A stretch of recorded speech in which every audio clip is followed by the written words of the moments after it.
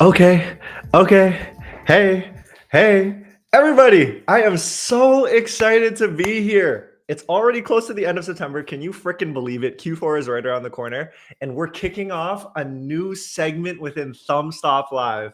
I'm pumped, y'all. I'm so excited for everyone to be here with us. So Sarah's going to join me on stage really quickly, but to give you all some context of what we have going on today. Essentially, we are in a spot when we're super lucky to as I figure out my technology here, but we're lucky to be in a spot where it's just like we can kick off all of these really great shows. And what we're starting to kick off here is our dial-in show. So it's going back, call in, you see the number below, so we can help answer any burning questions that are top of mind. So without further ado, I'd love to welcome Sarah to the stage. Hello. We did it. We figured it out. Oh my gosh. I have so many browsers opened. I'm playing with the tech. I am like going back and forth to ChatGPT, but I'm so happy. I'm so happy that we made it. Yeah. Oh my gosh. This is how you do stuff these days. I found that you just go to chat and be like, chat, how would we do this? And then chat helped you figure it out. Yes, 100%. What I love these new shows that you have going on because this is where marketing comes into play. I love new ideas, interesting things. Let's bring back some oldies and goodies. I'm just waiting for someone to bring back like true infomercial style ads. And then, we'll be full circle. It's going to be great. 100%. I'm at the point of just like, if there's any great idea, just try it. Like set the date and literally just go. So it's like, even if it sucks, it's like you tried it and it's like, let's see how it starts to evolve more or less. You never know, man. Yeah. You never know. But everybody who's tuning in, we are live. You see the number below, 437-561-5951. Give us a call. I've officially opened up the lines for anyone who's out there. So give us a call. But Sarah, while we're waiting for some people to dial in, let's talk about like where the idea came from for you when you were thinking about, oh man, a dial-in show, like we should do that. Like where did that pull from in your memory? A long time ago. This was probably, I would say 4 years, maybe almost 5 years ago, actually, because this was right as I came onto Twitter and started chatting with people. And I was like, this is so fascinating. I'm learning so much. Like I was following people like Nick Shackelford and like Cody from Jones Road and like all these big wigs. And I was like, I have questions, guys. Like I have so many questions that I need to get answered. And I feel bad just like spamming you on Twitter, trying to get my questions answered about like anything I was working on. So I was like, this would be so interesting. I wanted to see if there was like a podcast where someone was doing like a call-in show style similar to this, but it was like weekly and I searched everywhere and nobody had one. So I thought it was really odd because call-in shows are everywhere. I mean, they're in the dating industry. I've seen them for automotive, which is really interesting. I've seen call-in shows for like pickleball and like for like all kinds of different things. No call-in shows for e-com. It was very odd. Yeah. As soon as you brought it up, it really brought me back to like the radio days. So it's like I grew up listening to different radio stations, and they had all their call-in, whether they were giveaways or it's just like getting the audience's feedback 100%. Along the way. I'm like, that seems so cool. That seems so cool. Well, and I feel like it's one of the best ways to get your question answered, mostly because I love video and I love that we have all these different like events that we can go to and talk to people like one-to-one. But sometimes I find video distracting because I'm like, I want to listen to the answer without having to like concentrate so much on like, there's a chat box and there's like all this different stuff, which again, very helpful. We have it here, but I don't know. Sarah learns better when I just can listen. Very closely. Yes. I feel like I'm an auditory learner, so I feel like that stuff kicks in. Yep. Emmett, welcome to the party. So excited you're here. Emmett! Sarah, do you hear this? Like, do you hear someone dialing in? Okay, so like that's it ringing. So let's see how it goes. Okay, so it worked. Oh, yay! That's a fun sound. I want to listen to accept, press 1. To send a voicemail, press 2. Fascinating. There's like a lag on my voice. I love it.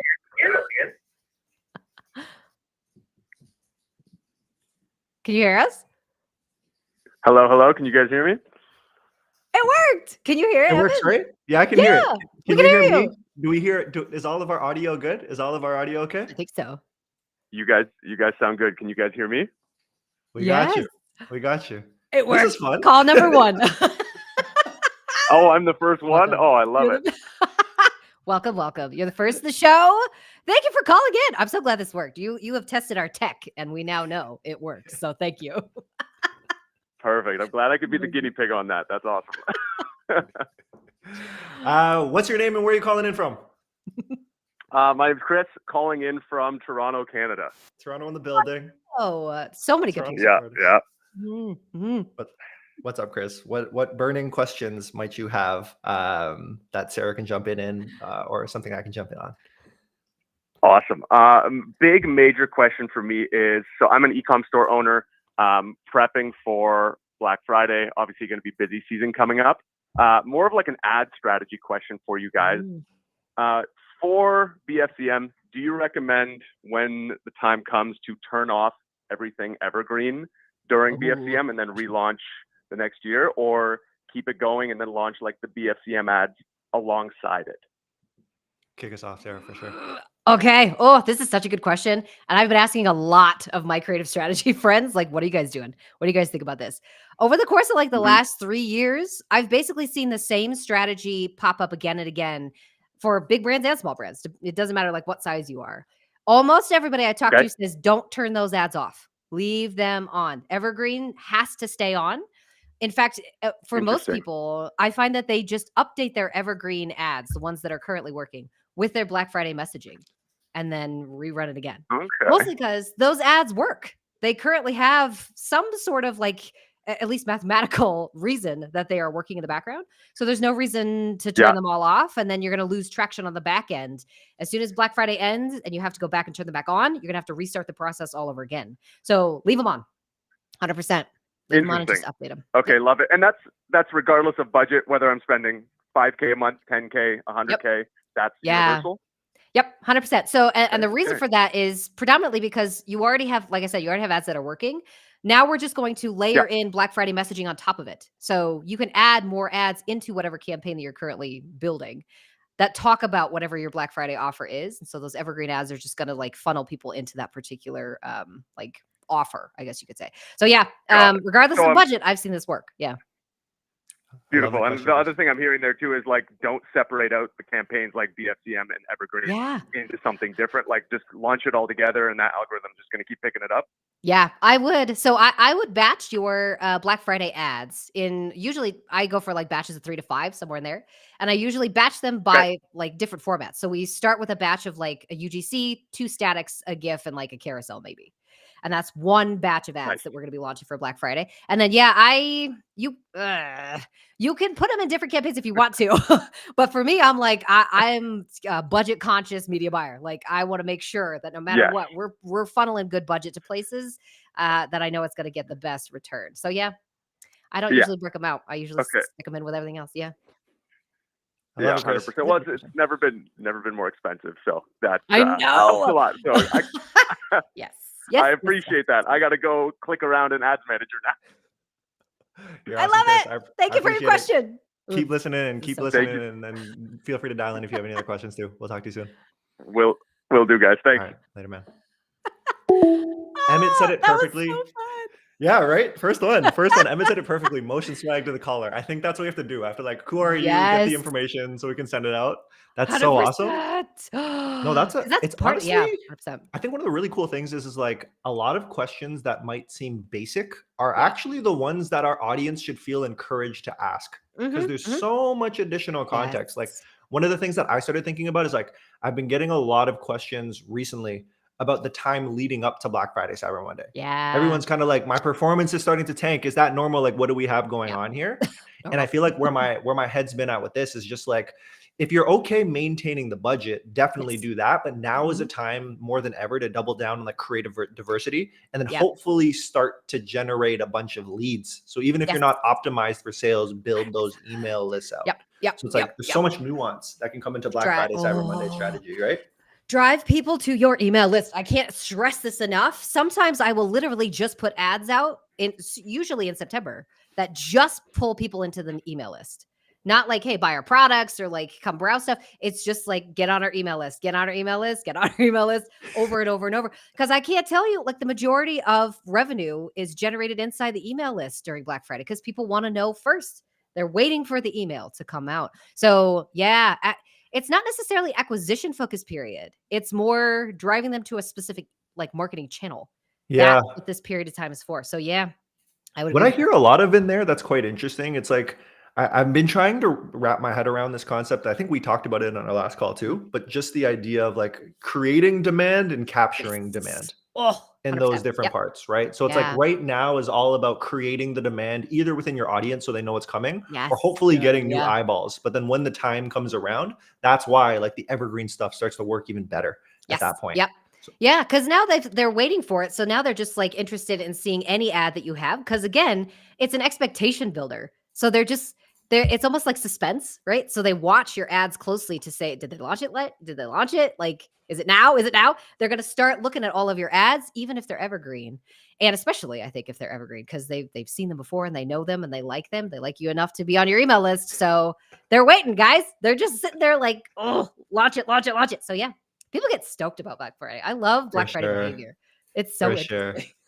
Yeah. Can we talk about that a little bit? Can we Yes. talk about that from like a consumer perspective from the first place? So it's just like, Mm. let's talk about the psychology that goes behind that.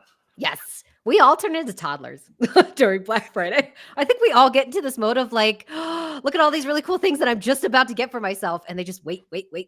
This is really interesting because I think if you go back in time, way back in the day when Black Friday was just like a retail thing, people would literally line up at 3 a.m. just to make sure that they got the thing that they were planning on getting. And this is what I think is very different about Black Friday. And I think everybody should realize people have been planning these purchases since July. Like, Mhm. they've been sitting on it, thinking about it, waiting for it. And they have their list of like, I want this, and this. And I've been waiting and I know these brands. I like these brands. I'm ready to purchase whenever their like sales start launching. So this is not the time period to test offers, I would say. This is not necessarily the time period to really even test a bunch of new creative. This is the time period to deliver on what you promised at the beginning of the year, which is like our Black Friday sale is going to be the best sale of the year. So make it so, because the behavior is already there. People are lining up. They're already waiting. 100%. So funny you bring that up because like in my younger life, I was one of those people. Like I'd be outside, You and me both. like all the Christmas shopping, I'm ready to go. I'm like, what can I do? Yes. What can I What do can at I this point? get? Oh my gosh. That or any sort of like iPhone drop. I was always the one that was standing in line. Now it wasn't me. It was my husband that was like, we gotta get the new iPhone. So we'd stand out there Nice. in line for like 4 hours. I'm like, it's so boring. But that kind of behavior is really interesting because it's not just about getting a good deal. And I think this is important for consumer psychology behavior. It's not about the deal itself. It's more about being first. It's an exclusivity behavior. It's like, I want to be one of the only that can capture at this specific level. This is why I always tell people, if you're doing Black Friday offer prep right now, you got to have tiers. Don't just offer one. I mean, it's important to offer one blanket kind of like, let's give them 30% off or 20% off, whatever it is, so that people feel like they get a good deal. But also include some sort of a tier above it so that people can basically self-opt into that exclusivity level that fits best with them. That's kind of critical at this period. Yep. That is very Important. so the goal is basically there's some human emotion that says like we want to play the game and like be first at Yeah. like I whatever want to that be first. means. And the Yeah. tiered system allows them to climb the ladder to be able to Climb it say up. like, yes, I'm winning Yep. at that point. 100%. Especially if you're a skincare girly, if like you're, a gym shorts guy, if you're a sneakerhead, whatever it is. There's other people around you who are also looking at the same brands, right? So that all of us are kind of having these conversations around each other, talking about the fact that like, I see that Nike's going to do their sale. Like, do you guys know what you're going to get? Right? We're having these like community conversations to see, almost like vet our purchases against somebody else. And I know this happens because my husband does it with TVs constantly and it drives me crazy. It's like every Black Friday, he decides he wants a new TV. And I'm like, we just got one like last year. But he's always like, well, bigger, like, or wider or thinner, or like whatever it is, right?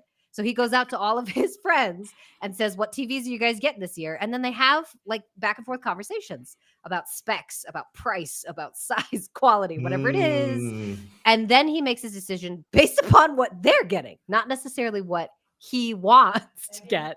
That's a part of it. But a lot of it's camaraderie and competition. Yeah. Black Friday is weird. They're so interesting. Like even when I'm thinking about friend groups, I'm trying to think about the dynamics that come into play. So Yeah. within friend groups, there's like people fall into their natural roles, honestly, Mhm. right? So I'm even thinking Yeah. in your husband's situation, is there a like a brain power leader in the world of TVs, or like this guy says something? Because I know in my friend group, it's like one of my buddies has like any restaurant, I will not question it and be like, I know it's going to be so good. I know Like I it's gonna be trust good. this guy like blindly at this Yes. point with those Oh, recommendations. yes. I would say there's twofold. There's people inside your friend group, like your friend, And there's people that are influencers that you just follow religiously. That's like, whatever this guy says, I'm going to freaking buy. Because he has been on YouTube for 10 straight years talking about phones. Like, I know he knows what he's talking about. So, and it's similar for basically any industry. So if you've been partnering with these influencers for the full year, you have a good leg up because you're already in the ecosystem. People are familiar with you. And familiarity is one of the best ways to get your brand in front of people and get them to purchase. The more people know about you, the more they like you, the more they trust you, the more they want to buy from you. But that starts with being where they are. Now, if you're a brand that's sitting here thinking, oh, I haven't really been where they are the entire year, like, how am I supposed to capitalize on this? Peasy. All you have to do is take a look at a brand who has been partnering with the influencers and get a better offer in place than they have, right? So sometimes this comes into play when you launch your offers a little bit later than everybody else, just so you can see what they launched, right? So if you have a big skincare brand that's like a big competitor in the space, they partnered with all the influencers, they own everything. Wait about a week and then check to see what their offer is. Then launch ads that talk about the fact that, like, hey, we know you wanted this skincare brand this year, but maybe you can't afford it. Come over and shop with us. We're very comparable in quality and price. Like, try us out first and see what our offer is, because we might be a better fit for you. That's kind of a good sneaky way to get around it. Huge. Let's say that like we have like luxury brands or brands that want to maintain some version of like reputation in this process. You have any thoughts about how they should think about this? Oh man, luxury is a totally different beast, because there's a little bit of this, like, I want to be first in line behavior for basically every brand. But for luxury, it's like double, right? It's like triple fold, because there's exclusivity already built into the products. So if you are a luxury focused brand, I would say be very careful with discounts on price. I don't know that I would necessarily do large scale discounts, anything like 25% and up. Difficult, because you're gonna cheapen what people are actually purchasing for, which is the fact that I want it to be expensive. I want it to be difficult to get. I don't want everyone to get access to this. So be careful with discounts on that side. And then oppositely, I would say if you are a true luxury focused brand, you want to put something in place that's experiential, not necessarily bundle focused. Experiences are what people purchase when they purchase like Lamborghinis or like boats or like planes. It's also a large part of why they purchase like bags, right? Purses, or any sort of like luxury good, leather type things. Whatever it is, you need to put a lot of experience in place around the specifically, I'd say the packaging, unboxing, those type of things. But also if you can include real world experiences, meetups, or community focused things. There's a lot to be done in that space because people love it. They sign I up. love that. Yep, I yep. love that. It also makes me think of like if they do some version of a gift with purchase and it's exclusive merch that comes with it. I Yes. think I saw a funny brand to talk about right now is actually Miu Miu. So like talking Yeah. about luxury. Yes. Oh God. Oh God. I love that brand. But so I saw two things. Like the first thing was that they were gifting some pretty interesting items to influencers, right? Like I think what it was like a mic holder or something. Like it was just like actually being able to tap into what they have going on. Yeah. And then Interesting. nice clothes, but the quality, I don't know if you saw those videos, the quality that was falling apart a little bit. Did you see those at all? No, I Any haven't chance? seen them. Oh no. Okay. That's not good. Yeah, be careful with that. Yeah, because again, halo effect is a real thing. Anything that you give somebody, they're going to attribute to your brand, even if it's not your clothing. If the quality's off, that's not good. Yeah. In general. Interesting stuff. That they were trying to do over there. I would always suggest go, if you are high quality, just stay high quality. Don't offer things that are not in the same realm as you. Yeah, I have been thinking about like how to recoup on the reputation side, because I've just been thinking about, so the context of what Miu is doing. I think one of the most famous fashion influencers out there right now, his name might be like Wisdom K or something. I'm on TikTok now, scrolling as I do this. K? Oh yeah, like okay. multiple millions of followers. His videos get millions and millions of followers. Okay, yeah, I've seen this guy. Yeah. Yeah, you seen this guy? So Yeah, I'm in the rabbit hole, like trying to study now. So I'm just like, what's going on over here? But anyways, Miu Miu sent him an initial package. And in that package, it was just like, okay, these are going to be amazing clothes. And as soon as he starts opening like one of the vests, for example, and he's unbuttoning it, the buttons fly off. And then basically it's like, holy crap, that video has like 4 million views, essentially. And then Miu Miu was like, okay, we got to make this up to you. We're going to send you more clothes. Like, it's going to be good. Watch this time. So he gets it again. It's like, perfect. Like, I want to do this brand right. They're sending me a bunch of free stuff. He Okay. starts to open it up the exact same vest, and the buttons break again in the exact same spot. And that video has like 5 million views, essentially. I don't know So how to there's- feel about this because, like, how many times can buttons fall off of something in that exact way? I'm like, Yeah. that's strange. Okay, yeah. In this particular case, there's no reputation is hard, especially in a Black Friday ecosystem. This is tough because you have a lot of people who are purchasing basically just because of the discount or the bundle or whatever the the cheaper offer is. So they're gonna have expectations that come along with it. If you're luxury focused, you're still gonna have people coming in with this expectation of like, I'm gonna get high quality for a deal, right? So knowing that expectation exists, you better be able to deliver on whatever you want the brand to stand on. And in this case, if they had buttons pop off twice, I don't even know what I would say. Like, Yeah. as a brand, I might just be like, I don't even know, guys. Like, what are the odds that would happen twice? I might come out as the founder and be like, I don't even know what to say. Like, this has never happened to us before, especially if it's true. But then I would also just be like, there's nothing I could say, but I'm so sorry. And like, that should have never happened to you. And let me refund everything. Like, I don't know. Like, how do I get around this? There's no way to come back from that. Yeah. I don't know the answer. The only thing that I've been thinking of in this process is basically like, remember that Stanley like organic post that went Yes. wild, where it's just like the Mhm. car burnt down and the Stanley cup was just fine. That was like the only version I was thinking of. It's like if they make a behind the scenes video and it's like the buttons are the most intense buttons you've ever seen in your life. I'm like, that's the only chance that they have. And it could go trending at that point. That's smart, actually. That's actually a really good, that's a really good trend. Or we should just show the fact that the buttons are safety buttons. We just want to make sure you don't get stuck. Yeah. It's like, In hey, our it's bed. supposed to be this They're way. supposed to be. I intended for everything to play out this way. I Oh my mean, gosh. you never know. It might work. Honestly, for most brands, they've done a lot of studies on this. If you can laugh at yourself, you often have a better chance of keeping and retaining customers, especially when something like this happens. Instead of just going the route of like issuing a formal apology, issue the apology first, yes. But then also, you need to go after it hard and just be like, what happened, guys? Like, why would this happen to us? Like twice? Just make fun of it. Just be like, I don't know. We're a brand. Who the hell knows what happened there? We're sorry. Like, we've never had this reported before.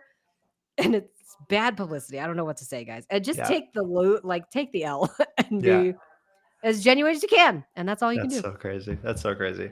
Sarah, I've gotten a couple DMs that are telling me this number isn't working. So I gotta try it just to make sure it works on my end. So let me see. 437 561 5951. Bear with us, guys. This is our first time doing this. Yeah, apologies, y'all. That's hilarious. Oh no, it seems okay. Evan, did it work? Yeah. Oh, okay. I hear it. It's working. Interesting. Can you try it on your end, Sarah, just to see? Yeah, let me see. We'll call from my phone because that'll be easier. Yeah, 437 561 5951. All right, let's see. Yeah, let's see what it says. Maybe. Nothing. Oh, weird. Mine says it's not working. It says it's not working? Oh, wait. Now it is. That's me. That's you? Yeah, it took a minute, but now it's you. Okay. Apologies, guys. I don't know. Okay. Yeah, it did work, but at first, what did you hear? What did you hear initially? Because for me, it was like, hey, after the tone, say your name. And then it doesn't start ringing yet officially. So anyone who's listening in, it might be something weird like that, where it's literally like, maybe that's hey, what it was. Say your name first, and then it will ring after the fact. So hopefully, that must have been hopefully that starts to work. Hopefully that starts to work. Yeah, because even Emmett was like, it's not working for me at the moment. Oh, I'm sorry, guys. Tech is my favorite. Emmett, is that the case? Sorry, we're troubleshooting live. You can see here, like trying to stitch everything together. I have like this random loop back setup that I downloaded, so I'm like trying to stitch it all. But Emmett, is that really the case? It's not working? Yeah. What's happening, Emmett? What I will say is when you guys call in, you have to wait a minute because mine took maybe a good 10 seconds before I even heard anybody talking. So give it a sec. Sit on there for just a minute, and then hopefully it will connect to you because it should be working. Mm-hmm. And then you'll have to say your name, and that should be able to call through. Weird. And it was so fun when people can actually get through. I know. I love call-in shows. I was like, that was so fun. It's like I want another one. Please call us, guys. This is too fun. I'm sorry if it's not working, but keep trying, please. Yeah, keep trying, everybody. Keep Okay. trying. Let us know. Let us know in the chat. Hit us in the DMs if you see anything that's all messed up. Just let us know, and we'll try to troubleshoot on the fly, like you see here. Sarah, while we're waiting through this, I think one of the areas that I wanted to talk to you more about was communication. So it's like we've spent a lot of time, and I hear you talk a lot about like the understanding, the self-reflection, and understanding who you're speaking to at the end of the day. And then the medium is usually some variation of marketing that we see. Yep. But something else that I'm curious about is just like I've been talking to more brands and companies in general where like interpersonal relationships are so important. Yes. And I think what's talked about quite a bit is like the idea of managing up or like working with someone who's an employee of yours. But what's not talked about often enough is the idea of like working with peers in that process. So I think I'm going to keep it quite open-ended here, but I'm just wondering if you can frame it up of some version of how to think about communication with peers and any opinions that you might have there. Oh gosh. What's the topic? Is it like peers inside your own business, peers on Twitter, peers because I don't know. I have a different like take on how you should formulate it depending on where you are. Good question. I'm thinking about it primarily of like when I've been talking to brands, it's like, hey, an editor and an editor, or like a creative strategist and a media buyer, like those type of dynamics that can create natural friction in the process. And it's like, how do you navigate those conversations? Cool. Okay, we'll get back to this because this is a good question. But yeah, okay. Oh, yay. Why is this so fun? Okay, I don't know. I think it's some psychological something. It's like, oh, a call. To accept, press 1. To send a voice. Oh, hello. Can you hear us? Hi, yeah. Yay! Hey! It worked. Welcome to the show. Thanks for calling. What's up, guys? Evan, this is Brett Fishman. How are you? Hey, Brett. What's going on, man? How are you? I'm good, man. I had to help with the tech troubleshoot, and then also, Sarah, I'm gonna do a throwback. You at one point a while ago, and I'm gonna butcher the recap on this. You had talked about like how people with the consumer mindset are looking like ahead a certain amount of like seasonality or window, like. You know, when it's summer, they're already looking ahead to fall looking ahead to holiday. Like, number one, for BFCM coming up, like, when does that start? Do you think that starts around now? And then, like, I think that was so cool when you talked about that. I think it'd be great to hear more about that. Oh, I love this. Yes. There's a reason why everybody gets mad about it, but everybody actually really loves secretly to see this. Target bringing out any sort of Christmas stuff in like August. Because there's a lot of consumers out there who are thinking about it, but not able to do anything about it. And that I think is like critical for Black Friday. I'm thinking about it. I just can't do anything about it because the brands haven't launched any of their sales yet. That happens way early in the year. Now, I will say in my experience, the more expensive the product, the earlier people start thinking about it. So it's possible, depending on how expensive you are, people might have started prepping for your specific Black Friday sale in like April or possibly May, like depending on the size of it and how much research and effort they have to put into it. If it's a smaller product with kind of a lower AOV, lower like price point, I would say that they probably start somewhere between 4 and 6 weeks ahead, which is much farther than I think most of us would like to admit. Which means if I launch my like ads or any of my offers on November 1st, they've probably been thinking about purchasing my specific product since mid-September, maybe early September. Right. Yeah. It's longer than people think it is. 100%. Yep. Yeah. I love it. Sarah, have you had a chance to meet Brett before? I think so. I think we've met. Yeah. Yep. Yeah. I think we've chatted a couple times. I think we've been on a couple of calls. Yeah. I love it. I love it. Brett, it's so great to hear from you. I love that you checked in on the tech issues. So everyone go check out Tag Hero, man. Tap in. He'll solve a bunch for you on the Pixel side and make sure everything's good to go. And I'm gonna see you next. Glad to help, guys. Love the show. Keep up the good work. Appreciate you, man. I Thank appreciate you so much. All right. I'll see you. I'll see you. Cheers, guys. Okay. Yeah, bye. There's good people in the industry. That was so nice So of him. awesome. Like, That's thank so you. awesome. Oh my gosh. Checking on our tech. Appreciate you guys. This industry is lovely. There's wonderful humans over here, and I love it. Makes my heart happy.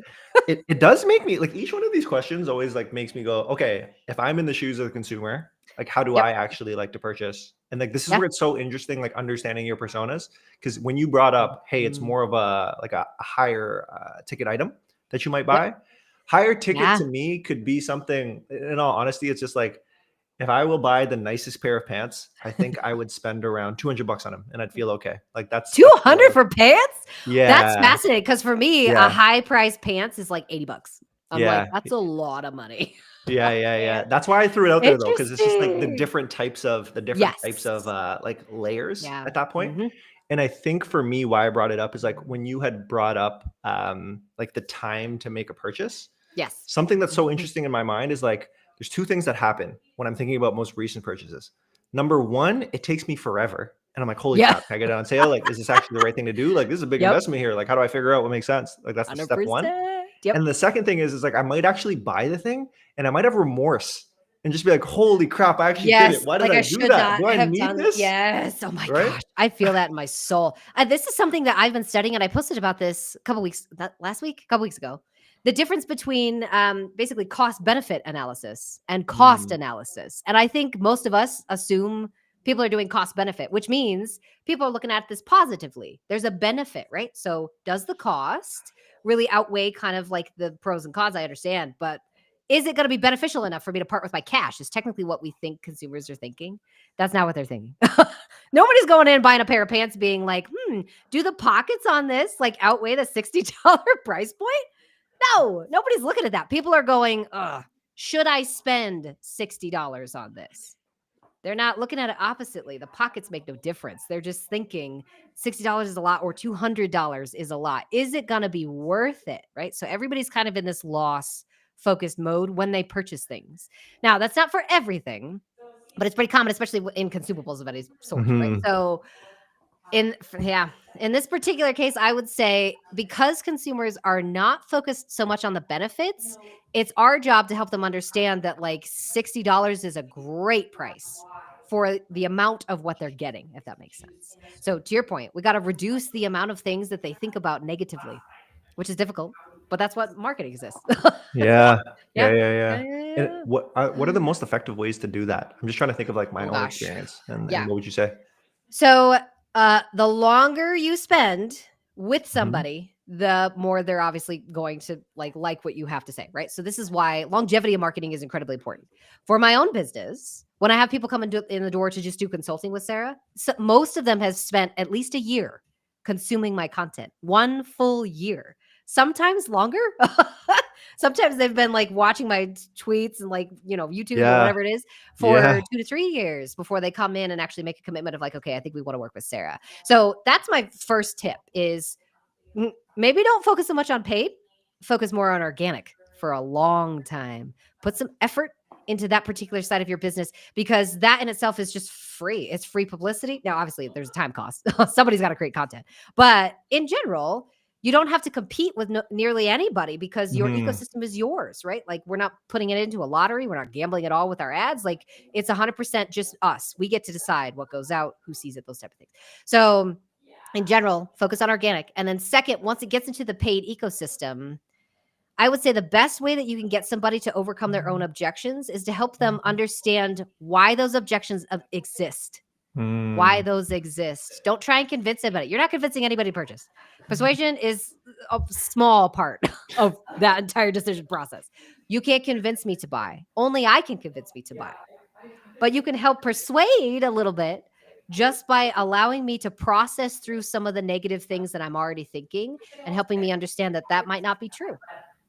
Maybe $200 is not a high cost for good quality jeans if you compare it to the fact that I buy like 16 pairs of jeans a year because I buy cheap jeans. And I'm throwing away $80 every single time I buy a new pair of jeans. Now that might be worth it to me to be like, oh, you're right. Maybe I should buy more expensive jeans. Yeah, there's something really in there. There's something really in there on the positioning, something really Yeah. in there. Cause like being able to, it's not, I think what I'm getting to is like the pair of jeans, you could talk about the amazing rivets or like how Yeah. they were developed and speak to the Mhm. quality and value points. But I'm just like, I'm just trying to think of how do you make someone feel inspired to want to talk about that as we get our next caller? As we I get our know. next Well, caller. that's a great question. These are such good questions. Yeah. Cliffhanger. Yeah. We'll come back to it. I'm Jose. To Can you hear us? I can hear you. Hi. Hey, welcome to the show. Hey. caller What's your number name and what's 3. your dialing in from? Yeah. So it's Jose. I'm calling in from Toronto. Toronto in the building. More Toronto. Oh, Yeah. we got everybody from Toronto. I love this. That's right. As Emmett says, Toronto. motion swag to the caller. There we go. Toronto is the best city. Toronto is the best city in the world. It's I'll lovely. fight with Every time I everyone go about there. that. I love it. I love Toronto. Welcome to the show. What kind of question do you have today? I'm so excited that you're here. I love So chatting this stuff. I have a question. I have a question for you, Sarah. And Okay. I want to give you some context before. So I've actually listened to you in the motion like webinars that you had in the past. Oh, And I yay. read 2 books thanks to your recommendation. The one that I'm Yeah. reading right now is The Marketing to Mind States by Will Leach. And Yes. in the Marketing to Mind States, I've seen that you are always using within your framework these 9 core motivation factors and how you're applying them for e-commerce as you're kind of like building concepts and kind of like Yes. creating specific messages, right? Mhm. From what I understand, let me know if this is wrong. Your process is that you will be basically looking at a customer that whenever you have a new client, you'll be looking at customer reviews and you will try to understand what are those 9 core motivators for a brand. And then based out of that, you will come up with like as a framework to use for new concepts and new kind of like Yes. elements that you're going to be testing creatively. Yep. My question to you is how to apply that for a brand new e-commerce who is just getting their grip around socials and probably does not have enough information Mhm. with their own kind of like data to be able to understand specifically which one of those 9 core motivators is it working. Like, should I look at competitors? Should I look at other layers? Like, what will be your recommendation for like people building their e-commerce from scratch right now? This is a great question. Okay. If you're a brand new e-commerce brand and you don't have any reviews, we haven't gotten a whole lot of like customer feedback. We don't have a lot to go off of when it comes to understanding why do people purchase from us in particular. The next best place to go, honestly, is as many competitors as you can analyze. So don't just go to your next biggest competitor because you're going to get like one view of why customers purchase in general from the entire industry. I would rather you pull reviews from like 5 different competitors and start to kind of look at the patterns that exist between all 5 of them. This will help you get a lot of traction really early on in the ad account because we can start talking to some of these like underlying processes.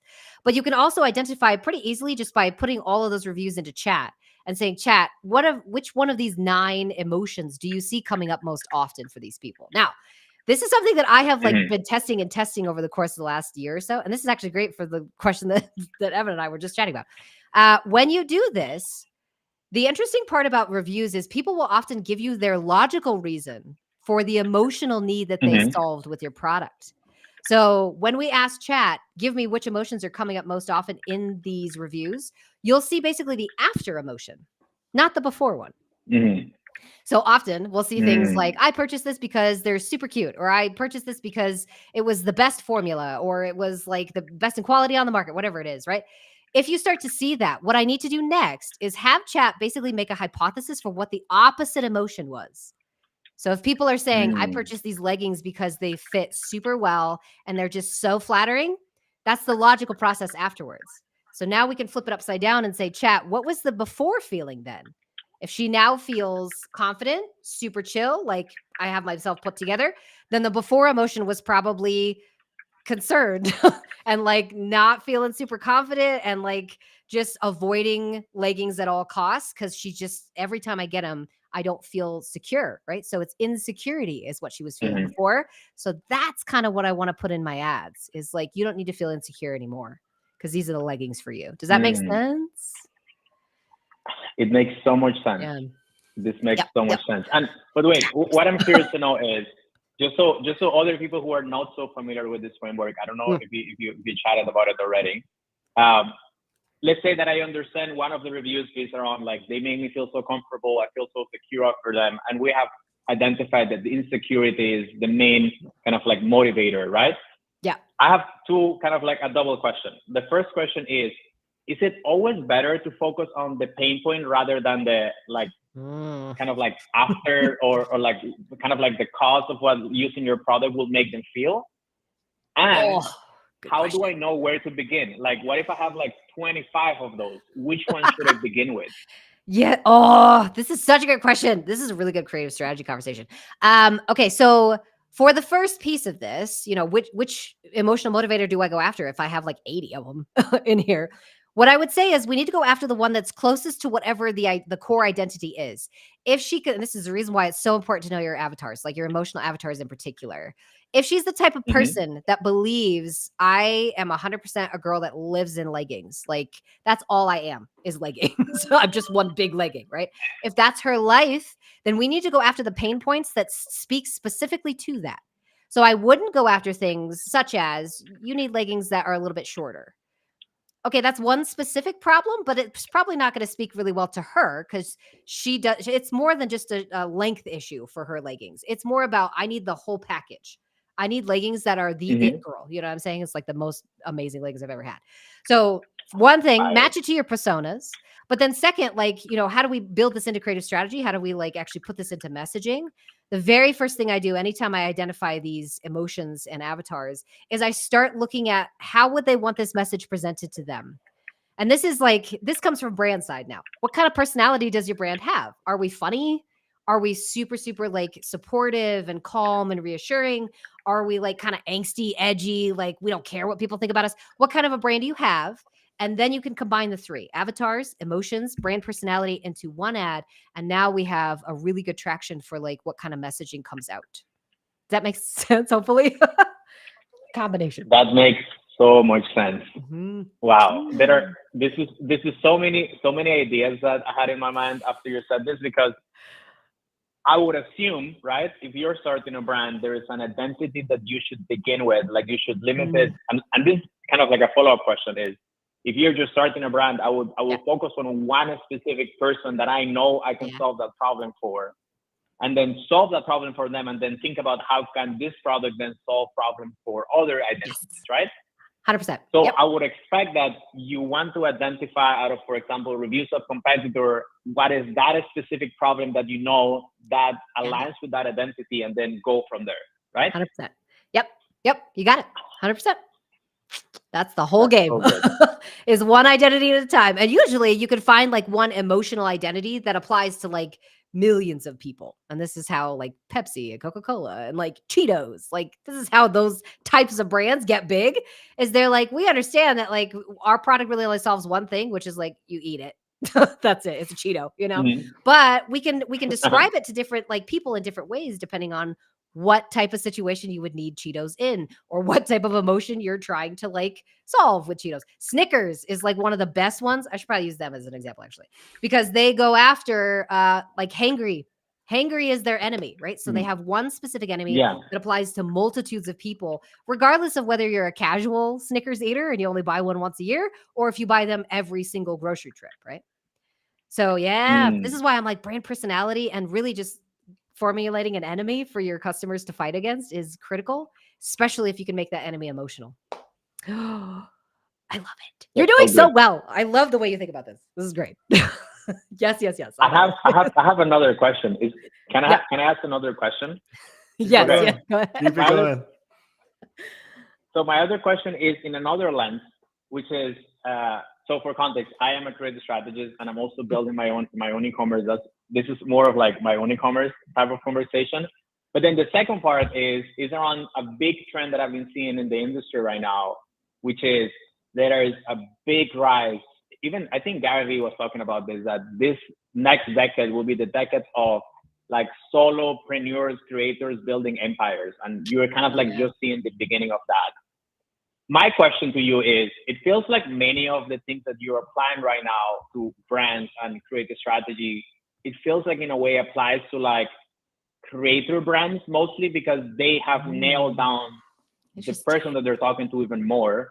Yeah. I think my question is around is for you right now. Do you feel it's essential for a new e-commerce in this kind of like high competition environment to play the approach of creator-led brand as a way to grow faster?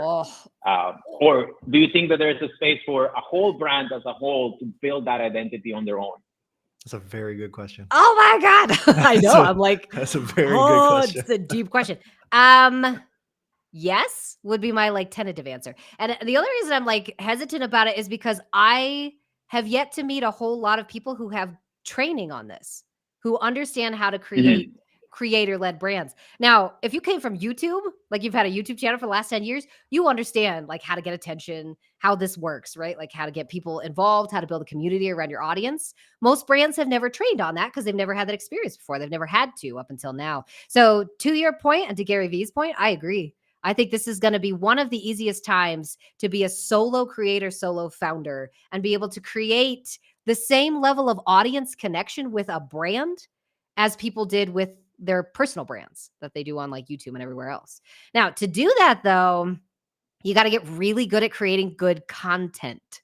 Good content. And good content really does come from the person who's building it. And that's what I've kind of identified and noticed this year is the brands that have the best content have one person inside the business who's just really good at communicating a message consistently in one specific way.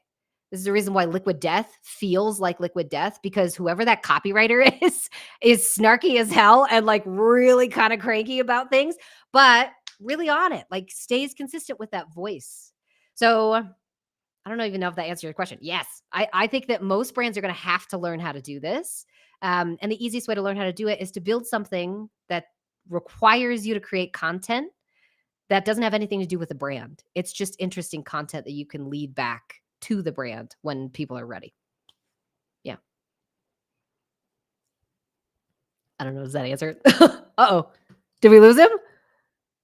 Are you still there? Can you hear me? Okay. I'm here. Can you hear me? Okay, sorry. Yeah. Yeah. So what I was trying to understand is from that context that you're sharing, it kind of like feels that a brand needs to either create that identity from the founders, like the founders are the outspoken that understand like who is that specific persona that I'm going to talk to and just kind of like put in the camera and talk about it. Or they need to find, like you said on Liquid, that they need to find that quirky copywriter who just understands so much the identity that they're trying to build that is able to communicate it to that audience in a very good way. 100%. Yep. If you can't get it from a founder, because I know a lot of founders don't want to be on camera and they're like, please don't put me at the front of the band. If you can't find that, hire somebody who's a good personality. Now, just understand that whoever you put in at the front of the brand, when they leave that brand, they take their audiences with them. They'll take the audience with them. So whoever it is, I want it to be somebody who's pretty invested in the brand and has a good sense of commitment, I would say, because this is for the long term. For instance, like if I left my brand, right? Because my brand's Tether, we do market research, all kinds of stuff. If Sarah leaves Tether, Tether right now doesn't have a strong enough brand so that it would like survive well marketing wise without me, which is normal in startups. So that's fine. However, I'm currently going through and creating a personal brand for Tether using a red dinosaur because I'm weird. And I'm like, this is going to be so fun. But I'm doing it on purpose because I want people to get attached to the dinosaur and not to Sarah. Because eventually someday, if I want to start a different business or move somewhere else or do whatever, I want the business to be able to survive. And the only way I could do that is if people are attached to something that stays with the brand. So if you're going to do this, I would say do what Cheetos did. Do what friggin' Rice Krispies does, like do what Colonel Sanders did, like create a person or an entity, a character. You create a fluency mechanism at the top of the brand. It's just a mascot that has his or her own personality and own kind of vibe where they just front the brand, kind of like Duolingo does. Create that because it's a lot more stable. Yeah. That's so good because it feels like even though we're talking about AI and scalability and brand, like this brand-led creator empires, it's still going back to basics, right? Like nothing of the fundamentals is changing. Yep, exactly. Oh, yeah, fundamentals haven't changed. They're still there. Okay. I have my final question. Okay, I'm ready.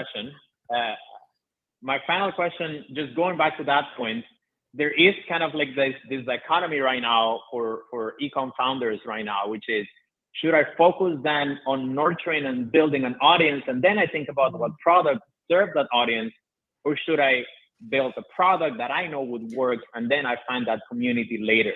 Like, what do you think is the best approach? Probably both of them are good, but what works right now? I've seen it done both ways. I've seen it done where people are just like, I just talk a lot about what I'm passionate about, and people are drawn in because they just like the way I talk about it. Now I have a community. Now I have to think about what product should I sell. I've also seen people who are like, I have a really good product, and now I need to go figure out how to get people into the ecosystem where they might buy, which means we're going to put a lot of effort into community focus and like lots of like free stuff, free value, whatever it is. Both ways will work. I think it depends on your personality. Like, for instance, my business was built on Sarah just talked about psychology a lot. Like, I just got on Twitter and I was like, guys, psychology. And everybody was like, okay, Sarah, calm down. And then I just like had a bunch of people who were also interested in psychology. We all kind of came together as a community. And now that's kind of just like where I sit in the industry, which I love. Like, this is, if I could build myself a dream job, it'd be this one. So I did the creator-led first audience kind of first, and then had to figure out, okay, do I want to build a business around this? Either way will work.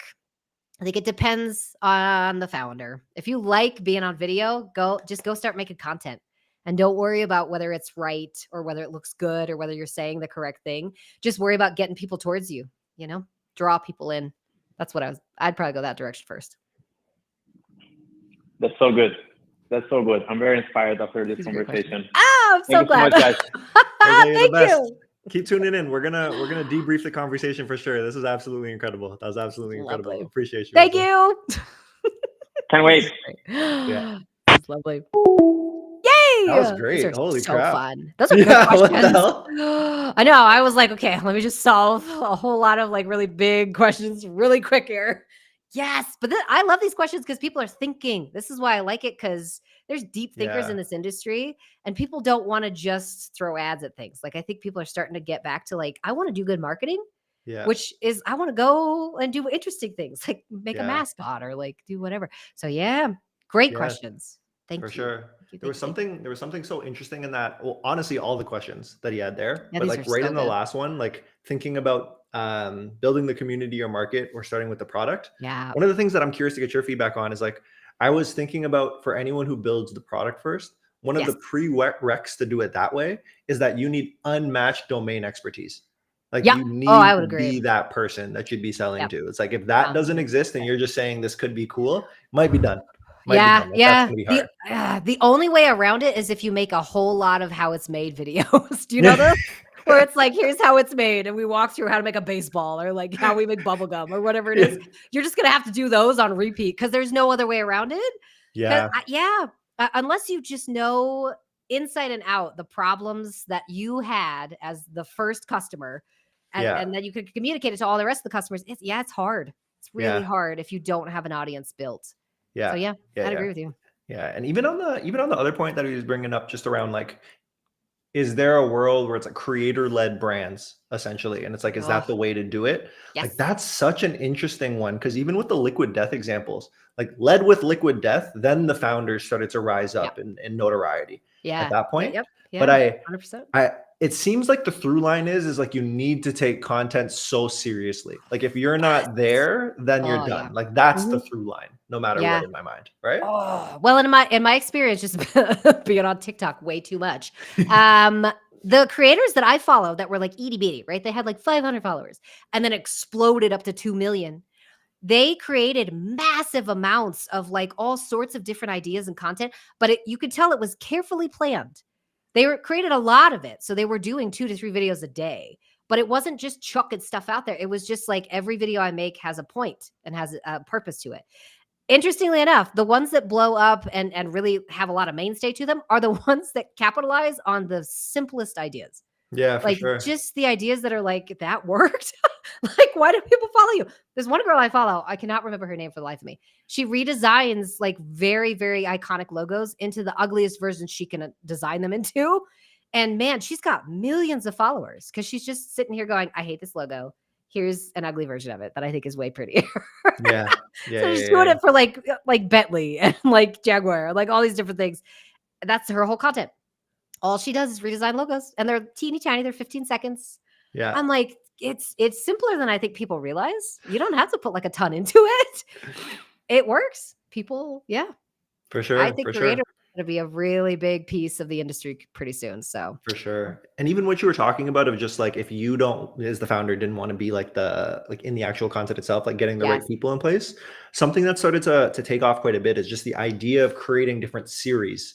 And it's like Oh my gosh. within those series, it's Yeah. making sure that it's reliable, like you know what you're going to watch. Mhm. It's like time based, where it's like you know how long Yes. it's going to be, and it's Yep. still like entertaining or value adding at that point. 100%. It's like as long as Yeah. you can build out your series that way with different faces for each of them, Mhm. feels Yep. like that's a good chance to win in the Yes. process too. I'm always surprised that people haven't done series-based ads where we tell Mm. people, hey, look out for the next ad and we'll tell you exactly what's going on here. So people will look for it, right? So that like they're like, oh my God, they left me hanging on this one ad. It builds a lot of engagement for one thing, but it's also just interesting because then people come back to consume more. And it outside of like just series-based stuff, which works incredibly well for podcasts, for YouTube. I mean, any platform, series-based content works really well. Outside of that, I would say, what is it called? Easter egg kind of content works so well for humans because we can't handle treasure that we don't understand what it is. Like we just have to know what's going on. So that was gonna be my newsletter this week. KFC, I'm obsessed with KFC. KFC, if you don't know, I've been talking about KFC since like 2020. Anyways, so KFC did I think it was in like early, it was like 2018, 2019, followed 6 people on Twitter. They had millions of followers, but they only followed 6 people. And it was 6 Spice Girls and 11 guys named Herb. Like, funniest thing I've ever seen in my life. And there was one guy on Twitter that noticed it early on. And he was like, does anybody notice that like KFC is only following 6 freaking people? Like, or I guess it was more than that, but it was like 11 people and it was Spice Girls and Herbs. Now, the funny part is like the only thing that KFC was trying to do was tell people we have 6 spices and 11 herbs inside our like ingredient list of our chicken, like whatever goes on it. But people went wild. It was like millions of impressions on these posts. And it was like somebody figure out why KFC is only following 6 people. Like it got crazy. And KFC didn't launch anything. They didn't do an ad campaign around it. They didn't tell anybody they were doing it. They just followed these people and then left it for months until somebody noticed. Notoriety, though, as soon as somebody did, it was millions of people talking about it. That type of stuff. I'm like, guys, we got to get more creative. Yeah. That's fascinating. Yeah, for sure. For sure. It's also so cool how a lot of that can translate to ads, like where you started from. It's just like if you had a series, it's like check the next one. Yes. Because even if it is super top of funnel, it's like you're going back to creating or capturing demand. Yeah. It's like you're creating new demand. Like you'll get Yep. new eyeballs at that Exactly. point. So like it blends together so nicely. Yeah. Well, and I want to see it. Like you'll see a lot of ad comments then. That's like, well, how do I see the next ad? Like, what's in the next ad? Somebody show me the next ad. It's good. It's good. Like communication. It's good community building. All the stuff that we've been talking about this entire call. Like all of this comes down to good marketing. Just build interest, make it fun, interesting, For sure. different. For sure. Everybody, we are going to be online for the next, I think it's 13 minutes that we are scheduled for. So if you want to call in, we probably have time for 1 to 2 more. Hit us up, 437-561-5951. 437-561-5951. Get in on the call-in show. Sarah, while we're waiting for people to dial in, I think something that I'm thinking through now from the last set of questions that we had was just kind of going back to the idea of like the solopreneurs and starting to take off. Yes. Mm-hmm, mm-hmm. I think more than ever now, people are starting to feel I don't know if freedom's the right word. Like I might need a better word in there, but like the freedom to be able to pick like what they want out of life. A bit deep, but it's literally like, I don't know if I want to build a $300 million company or like $1 billion company. Like, but then I have to play this game in a really weird way that makes it only that we can play that as such. But I'm just like curious to get your take on how you're viewing the world of solopreneurship and building. Oh, right. As I said, this happens every time. I know, it's this like happens good question. every time. So interesting. I'm totally fine. It's okay.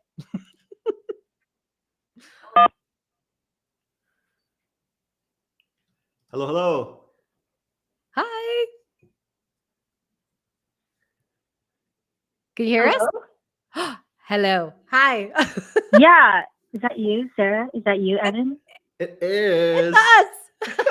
Who's This- what's your name? Where This you is dialing in from? Alyssa, by the way. Sorry, I keep putting off Alyssa. the I was fact. like, this sounds so much like Alyssa. I was like, if this is Alyssa, this is gonna be amazing. Hi. Hey. How are you? I just saw it randomly, and I wanted to say hi. And I listened to like snippets as I was in this hotel on the way to Commerce Table, and I'm like, damn, I really need to get on this Chat GPT business on like figuring out the emotional drivers of these people. Oh my gosh. I could talk really about called that. me out there. You and I, girl, we talk about this all the time, though. It's just like emotions, guys. Like that's the core of it. And there's so many different ways to put this in your marketing. Yeah, I'm right there with you. It makes me so happy that you dialed Yeah. in. Like you're I just just like, wanna okay, say on the way to hi. Commerce Roundtable. It's like, let me give these two a call. Let me give these two a call. Gosh. That's amazing. I just want to Major say FOMO. hi. I love you, and I'm gonna re-listen to this whole talk later. I'm so excited. Aw. Thank you for I calling. You're so Love nice. it, Alyssa. You're the best. You're the best. Enjoy You Commerce guys are Roundtable, the though. best. Should be awesome. I know. I'm so jealous. Okay, Yeah. I'll talk to you guys later. All right. Yeah. See ya. Bye. Bye. Oh, Bye. that's so fun. Oh, That's that so was lovely. fun. She's lovely. I Yeah. really like. If you guys don't know who Alyssa is, go follow her on Twitter because she's just good human, good soul. And I love that she called us from Commerce Roundtable. I'm having serious FOMO. I was like, oh my god, Yeah. this Gary looks V like up such a there. good. I know Gary V's there. I was like, dang it, I chose the wrong one to not have any time to go to. It's fine. I have kids in school, and so I rarely get out of my office. So it's just that's how life is. But yes. Okay, so this kind of Yeah. wraps back into the question that we were talking about, which is like when you have big entities like this, where people are all coming from all over the world to big events where Gary V is going to be speaking and all kinds of other really amazing people that we love to learn from. How do we balance this with like this feeling of like, should I want that? Yes. That's something that I've been struggling with for a long, long time.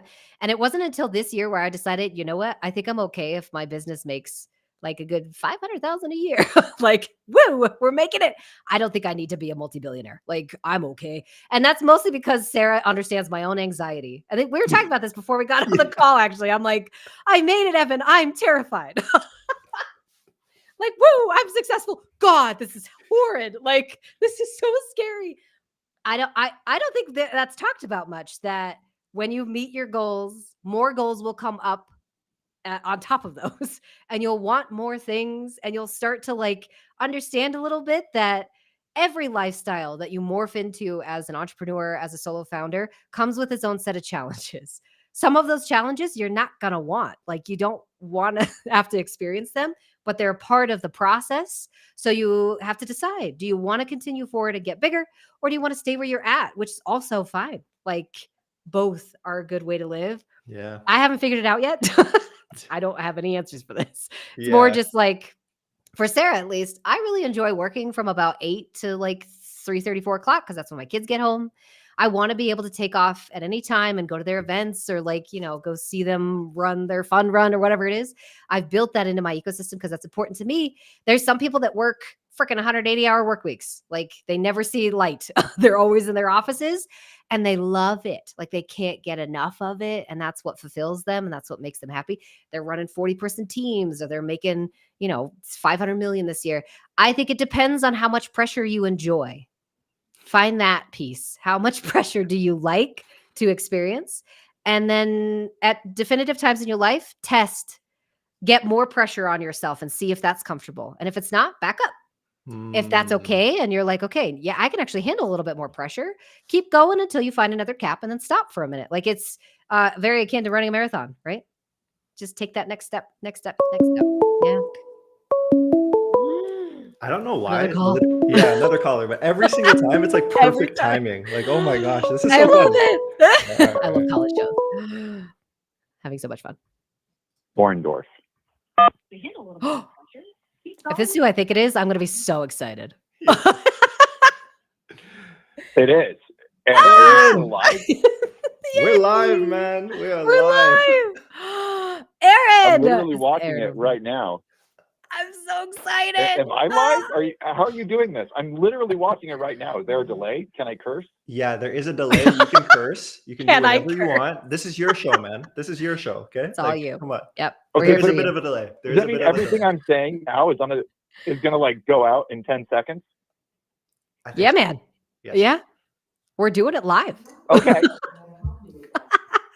Long It's time fan, happening first right time now. caller. Long time Oh my fan, God, I love first it. time caller. Thank you. Thank you. I wanna Thank you for know. coming on the show.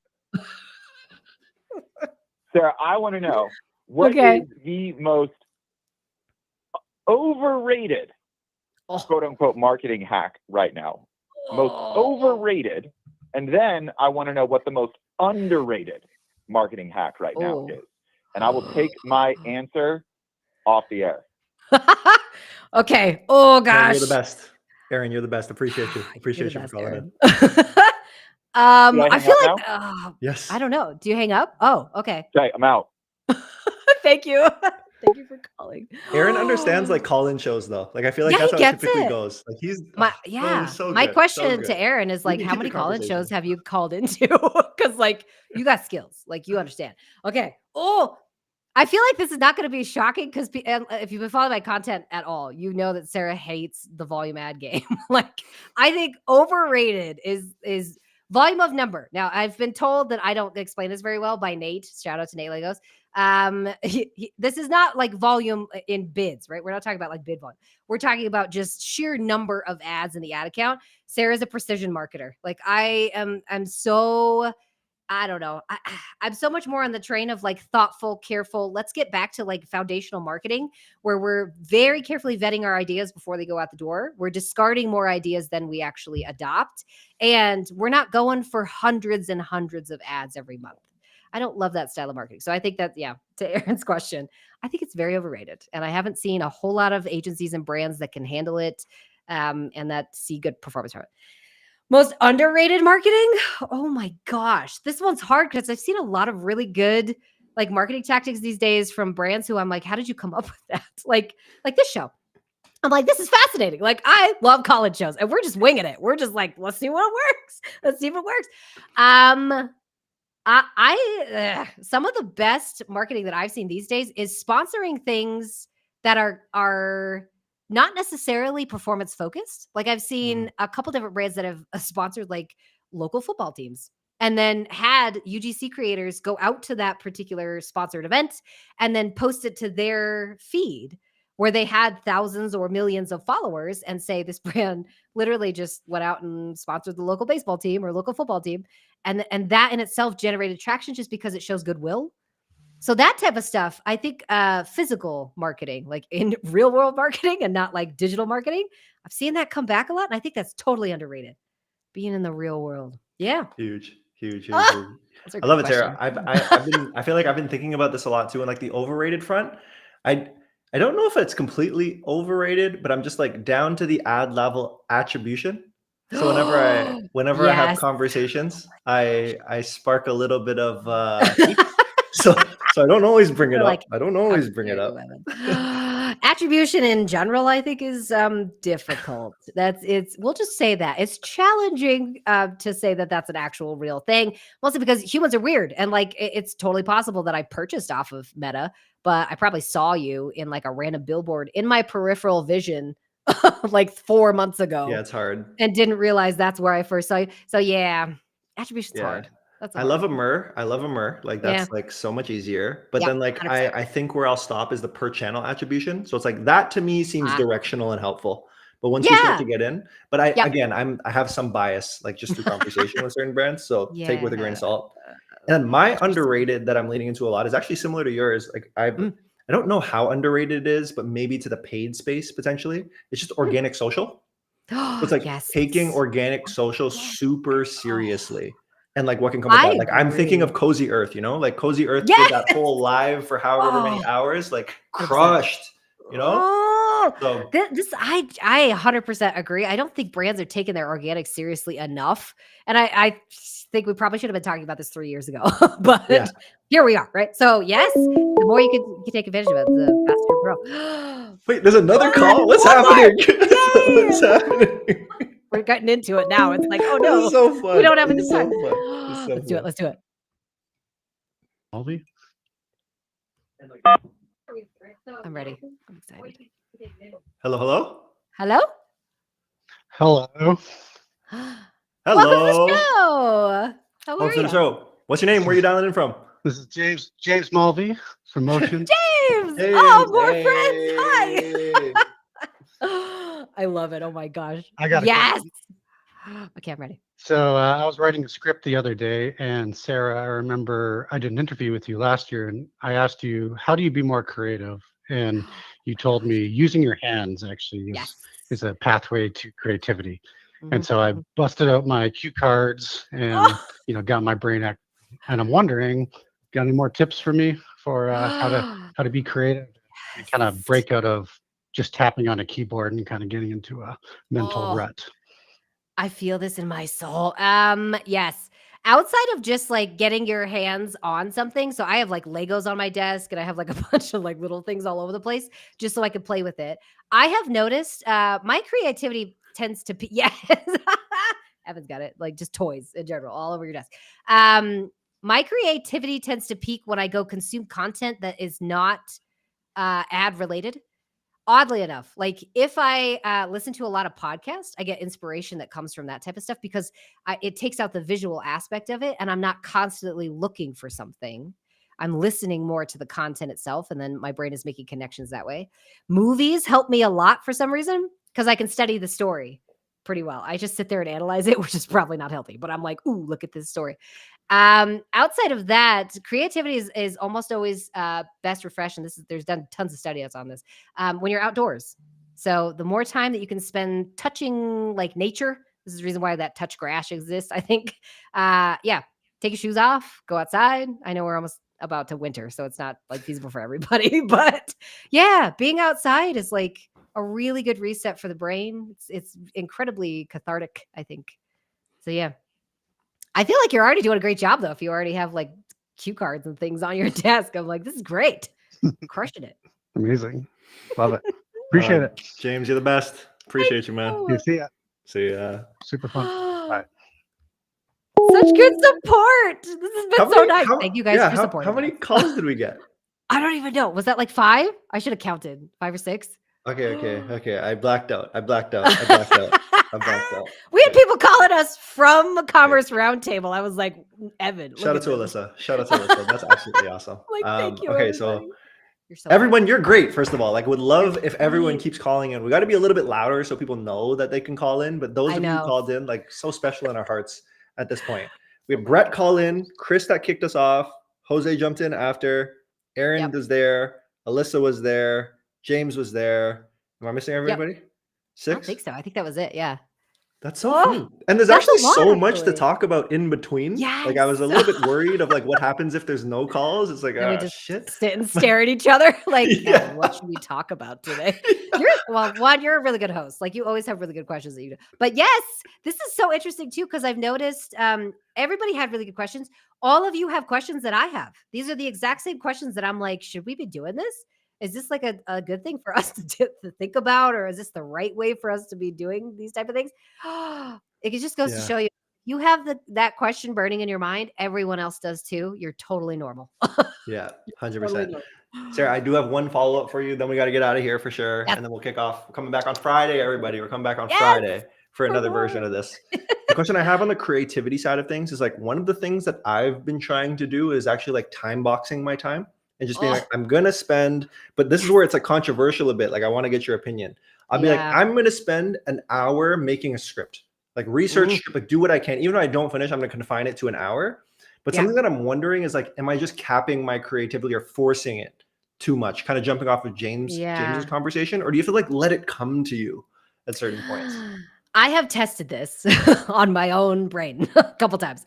I am not a time batch person. It's very difficult for me. I have noticed, this is really weird. There are some people who love the organization of it, just like I need everything in a block. And then there are some people like me, and I've noticed this everywhere, even like down to my workout life. I hate being rushed. I hate it. Like it stresses me out. I'm the type of person that like started her class project like a month ahead of time because I was like, I can't do this. Now, the weird part is though, the best level of creativity that comes from my brain happens in the last 2 hours, like crunch time. This has got to be like delivered at 4 p.m. I got to get this out, right? The best creativity comes when I have pressure on me, even though I started the process super, super early. So I'm weird. I have a weird brain.